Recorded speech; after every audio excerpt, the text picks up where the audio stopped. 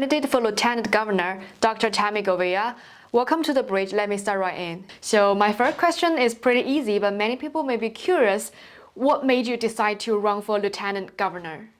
Yeah, so I have been a state representative for 3 years. I'm a mom, I'm a social worker, and I'm a doctor of public health. And just watching our pandemic response from all of those lenses and believing that there is just so much more that we could be doing, that we should be doing, to not leave anybody behind. And so that's why I got into this race for Lieutenant Governor. I've been running since June of 2021 and really crisscrossing the state to understand what are the issues that our working families really care most about, what worries them, what keeps them up at night, what are their ideas to solve our problems.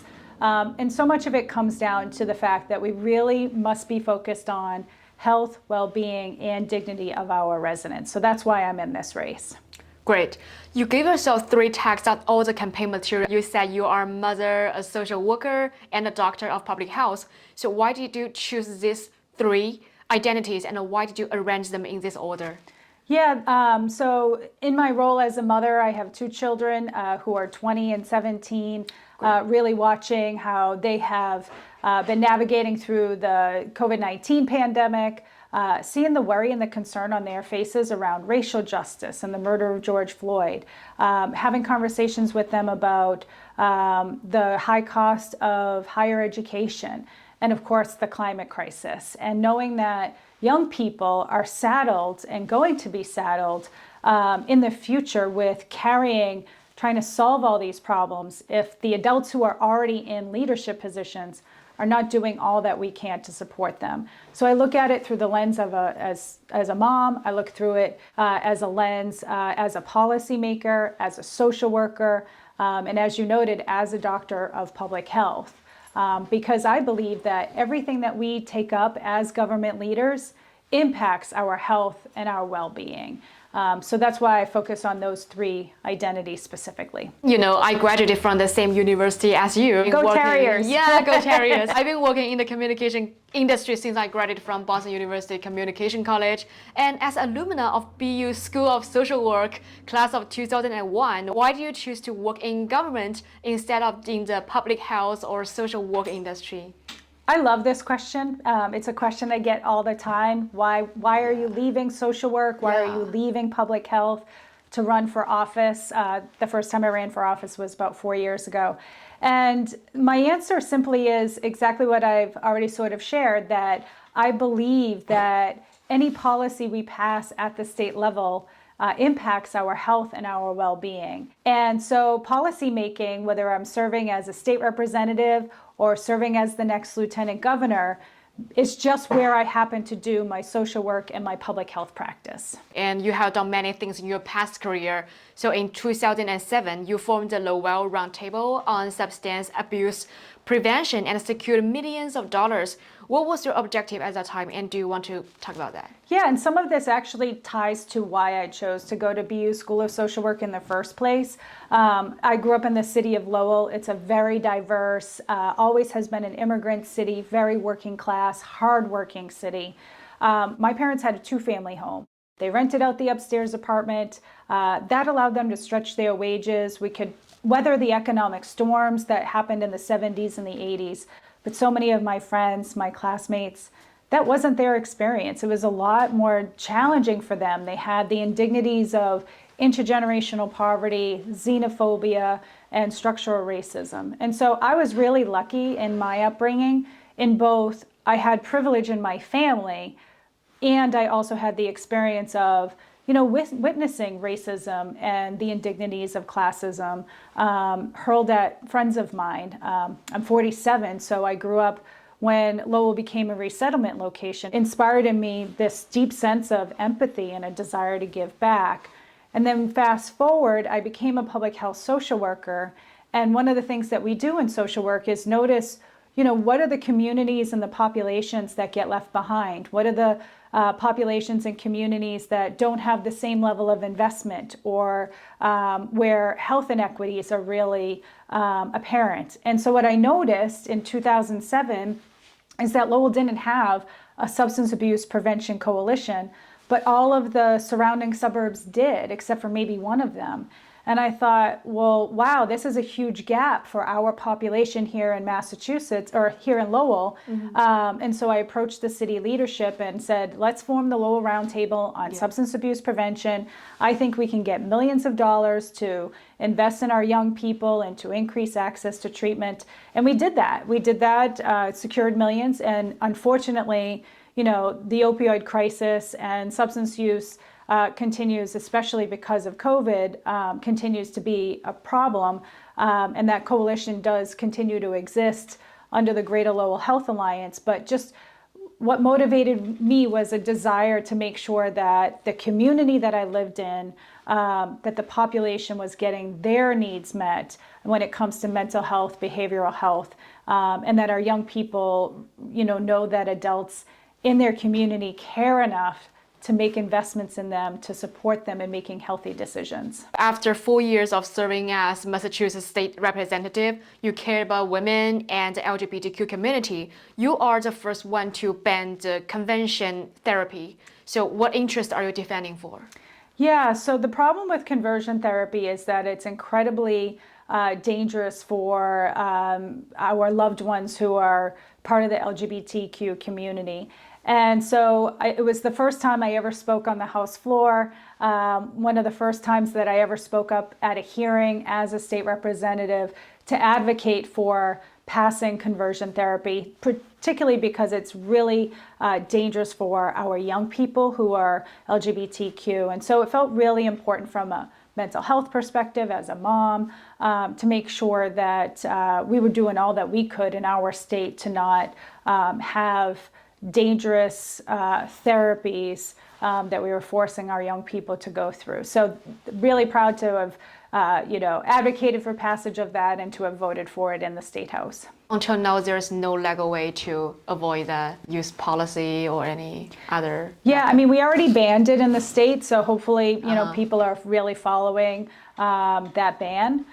There are sometimes efforts to try to overturn that ban, but again, we're really clear in the Massachusetts legislature that we must advance and protect human rights and civil rights. 2021 Massachusetts Democratic Convention, you said for too long the Baker political administration has failed to lead us through the economic, social, and public health crisis of the last 6 years because they have intentionally chosen to prioritize the interests of the wealthy, the influential, and the politically connected.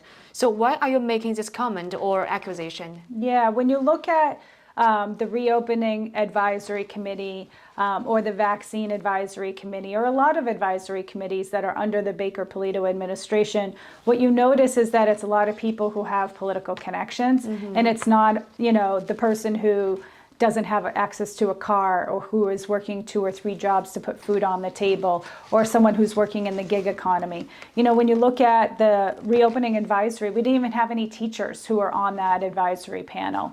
And what that says to me is that, we're really, what they've been doing is really leading in a very different way that I think has caused a lot of problems and left people behind and made it really difficult for us as community members to get through the pandemic and to make sure that our response and our recovery from the pandemic is truly equitable and just and is really supporting people who are working so hard every single day, like our essential workers, our teachers and our nurses who are just so incredibly burnt out that now they're leaving the field.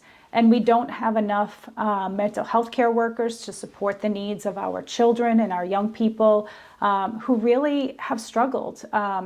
Not only because of the pandemic, but now because they're seeing the need for really major action on racial justice.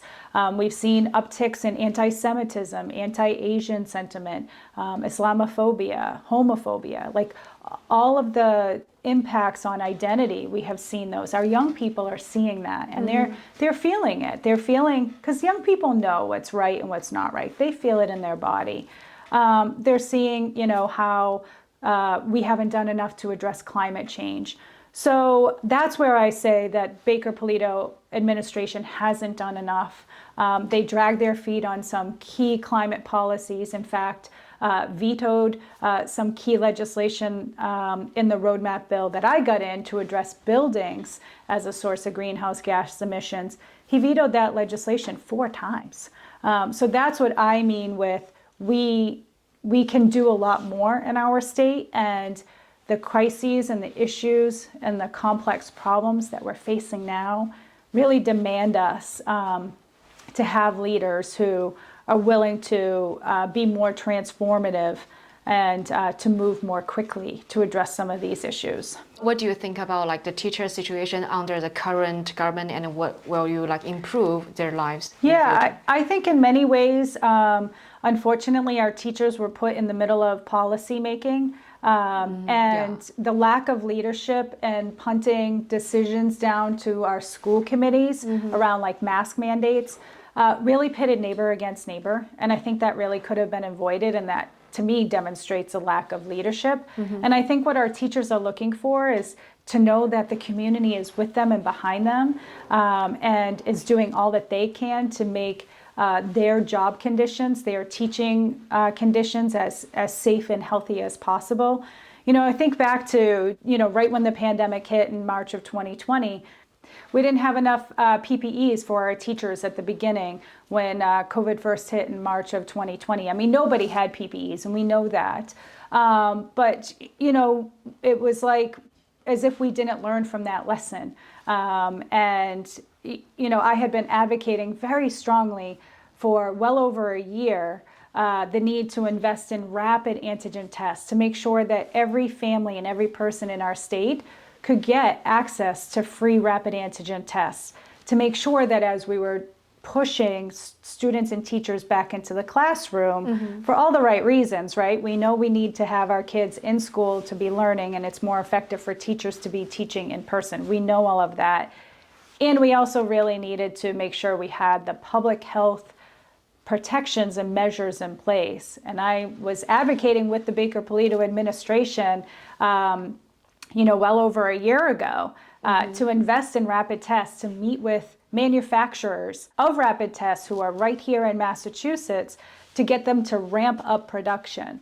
Because we know how supply and demand works, right? And what we know is that our testing manufacturers slowed down testing production because they were not hearing from government leaders that there was going to be enough demand for them to produce these tests that would go unused and unsold. So there were things we could have done and should have done, and that myself and others in the legislature were really advocating for. Yeah. So that's what I mean when I say those things. And I think what our teachers are looking for is leadership who will really prioritize health and safety of our students as well as our teachers and our staff in the buildings. That really depends on, the collaboration with manufacturers of that kind of vaccines or any rapid test. Yeah, I mean, I had talked with the manufacturers, and what they told me is that they just need to get the signals from government leaders that it's worth their time and effort. They're waiting the signals. And they were selling them overseas. I mean, our testing companies here had agreements with, European countries that have been sending out free rapid tests to their population since 2020. So these were things that were done in other parts of the world with, huge success, and it's something that we could have also done here as well.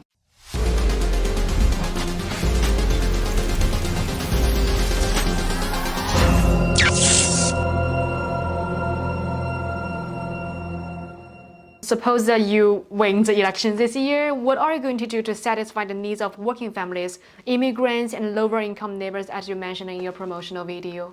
Yeah, so I got in this race back in June of 2021. Yeah. And the reason I did that is to really be able to crisscross the state and build meaningful relationships.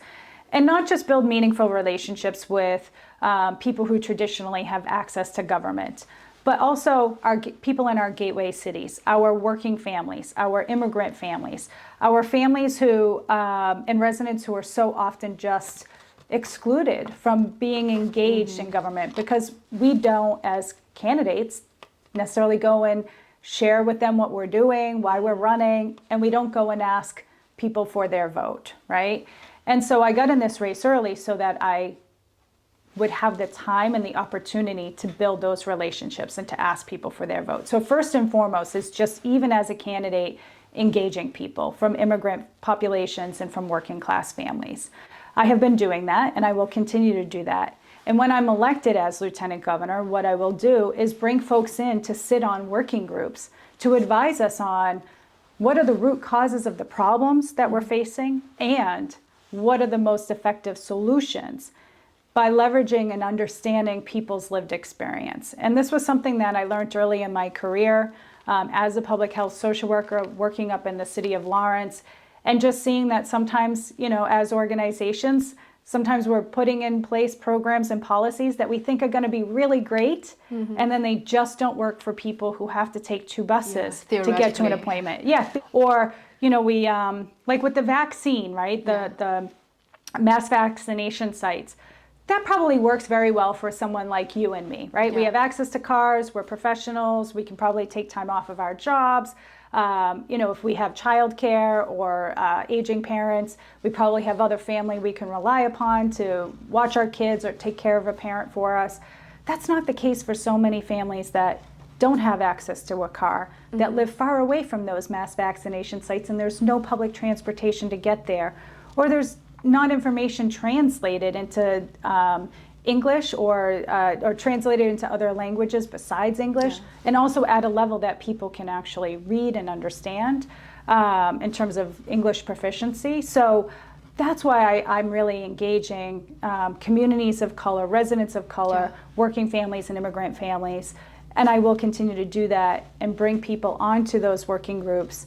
And there are 5 working groups that I hope to form in the first 100 days of serving. And those 5 working groups are, again, still COVID response and recovery. The second is equitable education funding and childcare. The third is putting racial and economic justice at the center of the ways that we are responding to the climate crisis. The fourth is mental health, which I'm desperately worried about, that we have a lot more to invest in mental health and well-being.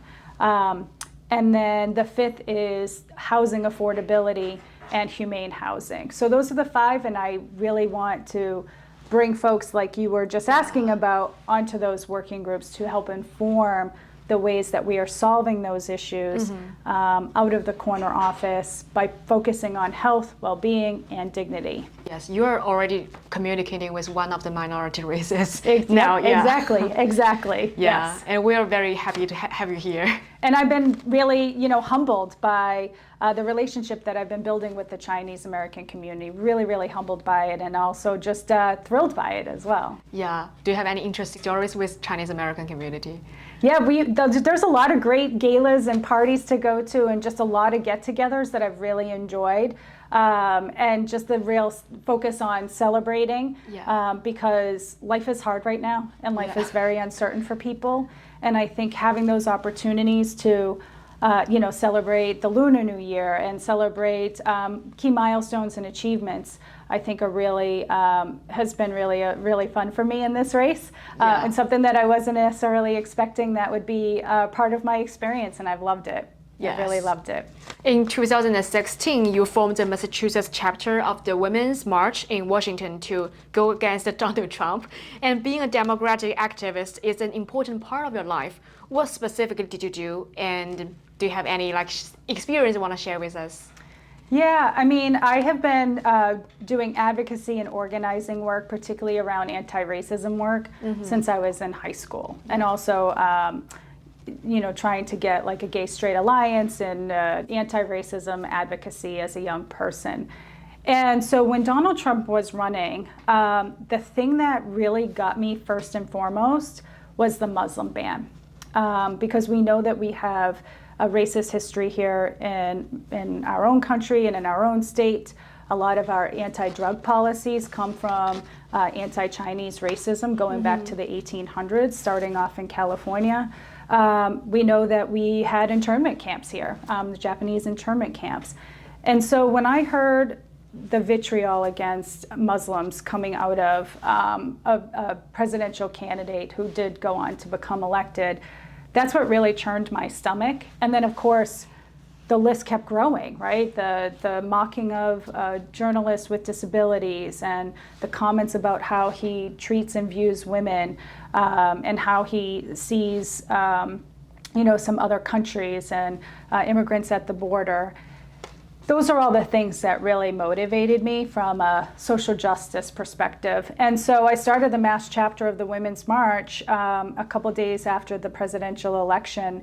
And my goal with that was to create a really inclusive, intersectional, engaging chapter. We raised money so that we could provide free bus tickets to folks who wanted to march who couldn't afford the bus ticket on their own. We raised $30,000 in less than 3 months and gave out 130 tickets. Yeah. And so we had a much more diverse march than we would have had if we just said, oh, people can figure out how to afford it on their own. And, it doesn't matter who comes. We had 10,000 people come from Massachusetts, go down to DC. We had the second largest chapter, and really proud of the very broad, diverse group of leaders all across the state who made that happen. It wasn't just me. We all worked together to make that happen. And that was really important for people because it gave them the opportunity to see that they weren't alone in the ways that they felt about this new person who was going to be our president for 4 years. Mm-hmm. It gave people the sense that they were empowered to really fight for their democracy, to fight for their values, to march with millions around, not just here in the country, but really around the globe. And now it's an annual thing that we do, and you see so much more engagement and activity. And we have so many people who are engaged now in so many different organizations. And a lot of that came out of, the Women's March. People who had never been involved in politics before went to the Women's March and then came back and said, well, I need to keep showing up. I need to keep doing something. So really proud of that political muscle that a lot of people built when they went on that march in 2017, and just, encouraged to see the continuation of that because, January 6th happened because of this president, right? And that was another wake-up call for a lot of people. Yeah, our democracy is really young and it's really fragile, and we're supposed to be a model for the rest of the world. Now we see what's happening with the invasion of Ukraine by Russia. Again, another threat to democracy and to sovereignty, not just what's happening there, but truly all around the world. Yes. And just one more question for fun. If Trump will run in 2024, we'll still go against him again? Oh, yeah. I mean, we need to keep working because it's not even just about Trump. It's about all the values and the policies that are incredibly dangerous for all of us if we don't take a stand. And I think more and more people really see that and feel that. So we'll keep fighting against Trump, absolutely. And my questions are all done, and as a tradition for our program, you can speak to the camera and send a video message to the people who are watching this video right now. So you can talk about anything you think is important for people to know. So you can talk to the camera. This one right here. Yeah. Well, thank you so much. This has been a delight to sit with you and to be with another BU alumni. Yeah. Terriers. Yeah, Terriers. Terriers. Exactly. I'm State Representative Tammy Govea. I'm running for Lieutenant Governor because I really do believe that we deserve leaders in the corner office who are putting our health, well-being, and dignity at the heart of decision making. As a single mom and as a state representative, I have seen over and over again how our government systems are full of bureaucratic red tape that make it so hard for our families to get through some of the toughest times in their lives, or to start a small business, or to get access to healthcare or food vouchers or support for housing. And so I'm running for Lieutenant Governor to focus on these issues, to support our working families, our immigrant families, and to really strengthen our communities all across the 351 cities and towns in the Commonwealth. I hope to meet you on the campaign trail. I hope to earn your support in this campaign. It's why I got in early. It's why I was the first to declare, because it was so important to me to build relationships across our great state. So look forward to seeing you. Again, Tammy Govea, running for Lieutenant Governor. Thank you so very much.